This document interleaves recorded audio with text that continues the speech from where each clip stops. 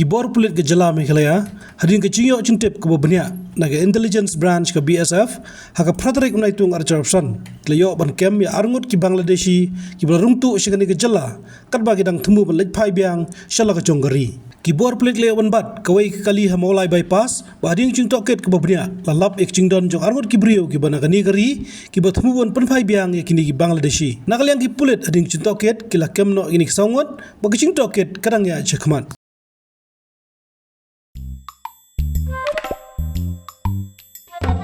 Habatin, pej bahagi ki Shah plus F.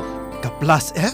Hakabam bangibam dunaki eki bataye kamet. Namar kata habatiru atau kau kamlu ka umpnyang kadut pej ya ka Shah plus F haka jingsom.